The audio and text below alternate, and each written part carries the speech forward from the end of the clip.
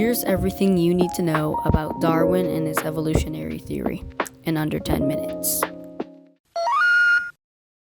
First, let's give a rundown on who he is. Darwin wasn't always the confident scientist we idolize today. His father tried setting a path to be a doctor and enrolled him in school. However, Darwin hated this plan and mostly skipped classes. He eventually started growing a passion for nature.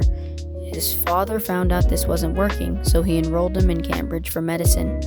There, he found professors who encouraged his nature-like passion, and when he ended up graduating, he still didn't know what his career would come out to be. However, due to his skill in nature observing, everything would eventually change for him. After graduating, Darwin was offered a chance to go on the HMS Beagle. However, many things could have stopped this from happening. His father almost forbade him from going on this trip because he thought it was a distraction from a real career. The captain believed in the belief that you can judge someone based off their facial features. Fast forward to the voyage, and originally this was only to chart coastlines. However, Darwin made the shocking discovery that some fossils strongly represented current animals to his time. Eventually, the voyage ended and they all went home, but Darwin didn't stop there. He spent the next years researching and building his theory slowly. It wasn't until November 24th, 1859, where Darwin released his book titled On the Origin of Species. However, nothing could prepare him for what happened next.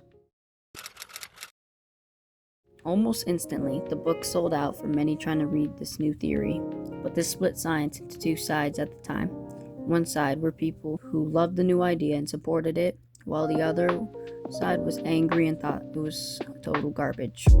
However, a majority of society ended up mocking Darwin in the newspaper, often drawing him as a monkey. Bishop Samuel Wilberforce argued against Darwin's ideas, while scientist Thomas Henry Huxley defended them fiercely.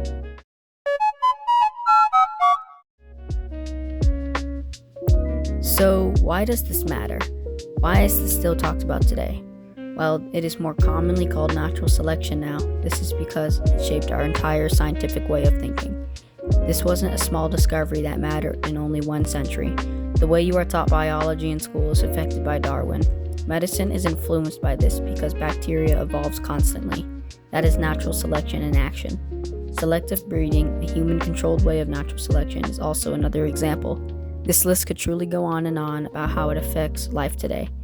While this theory is still being actively researched today, it remains one of the biggest and most important discoveries to this day.